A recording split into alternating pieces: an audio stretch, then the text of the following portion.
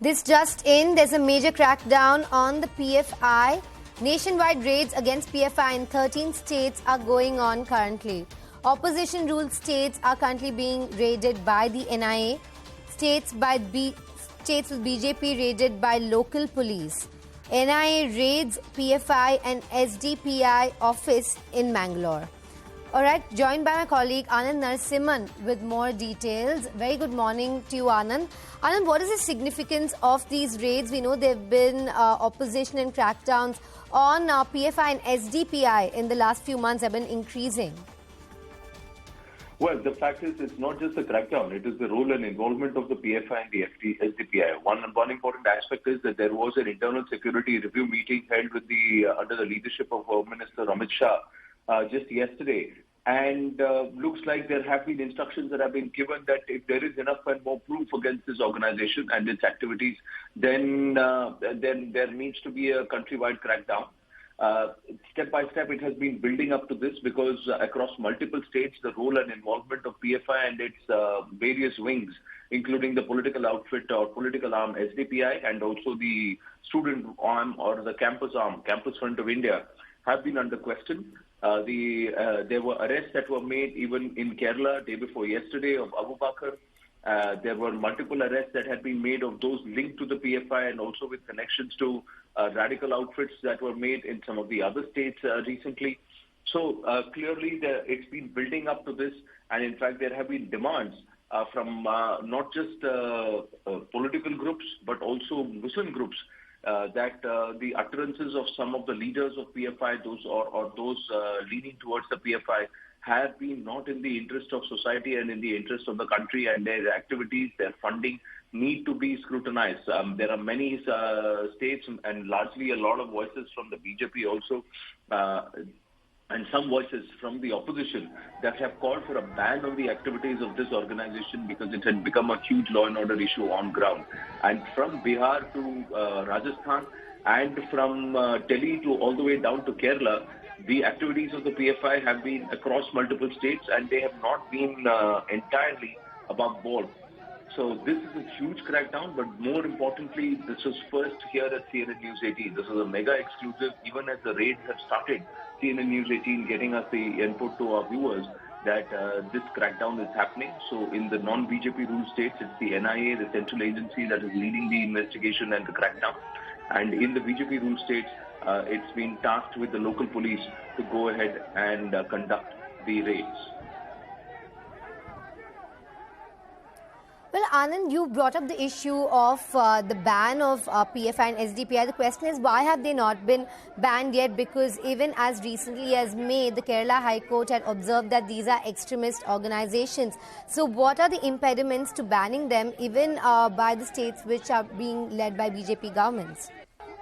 Well, the crackdown has to be thorough and clean because the last time around, a lot of PFI is actually an offshoot of the erstwhile SIMI. And of course the Indian Mujahideen. So what happens is a lot of these original founder members of the PFI are erstwhile members of SIMI and Indian Mujahideen. So if these outfits, SIMI and Indian Mujahideen, banned in India, but the leaders, what they do is they start up other offshoots and other organizations. In fact, what happened was in the early 2000s when SIMI was banned, Indian Mujahideen was banned.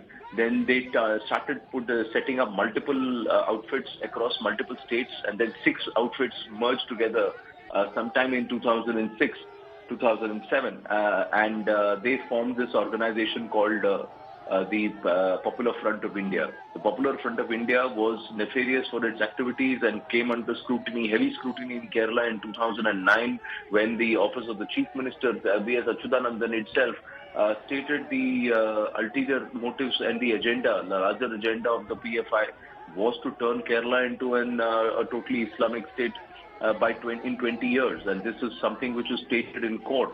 The matters at that point in time, PFI came into scrutiny because of massive conversion racket that was going on and also the entire allegation of love jihad that was also raised, and this coinage also came from the Kerala High Court in terms of love jihad.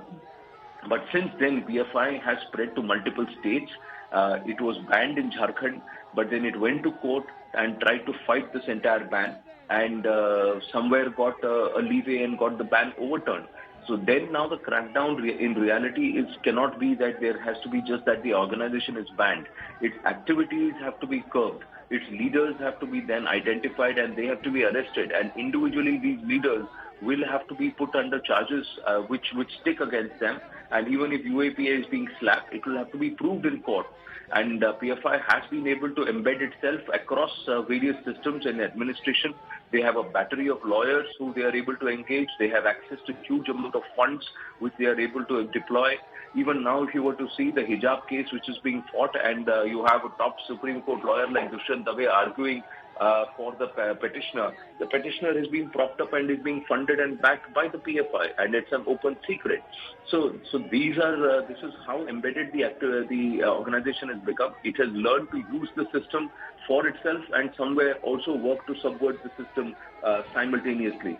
And that's why these raids are happening across 13 states at this point. The locations are far more many. We are given to understand that many leaders of the PFI are also now being arrested.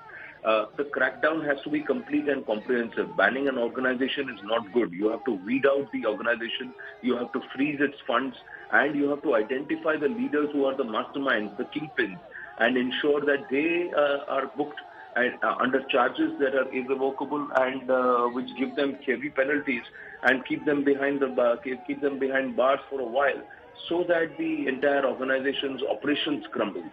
This is the reason why it's been a step-by-step build-up towards this crackdown. PFI, on the other hand, has also been trying to lawyer up, and it's also tried to consolidate itself. It's tried to refute all the allegations that have been made on it, and also locally fight all the cases of violence, extremism, and other charges on its leaders. There have been multiple leaders of the PFI who are now currently behind bars on various charges. There is also the international support for the PFI which has come through, where former members of SIMI who are now members of PFI have quietly left the country, and they have now been tasked to set up operations in the Middle East and in some of the countries, and because where their task is to largely raise funds for funneling activities and for its activities in India. So the PFI is also collaborating with other outfits in countries like the UK and in America, where it is very, very subtly operating in the shadows, and to create trouble and strife in communities, and specifically target certain sections of the Indian diaspora there. And the overall narrative is very clearly a misinformed one and a skewed one, which has an anti-BJP, anti-Modi, and somewhere an anti-India narrative. See, PFI's origins itself, or the basis for the PFI, what they have now tried to make it is that they are an anti-RSS outfit, and they are out to clean up the RSS now, and they don't make any bones about it. It's their stated objective. But somewhere in trying to do that, while their projection is an anti-RSS, anti-BJP projection, but the ulterior motive and the agenda overall, and this is being claimed by the left itself, and it's a former left chief minister in V.S. Achyutanandan itself, that their objective is pan-Islamist. And this is something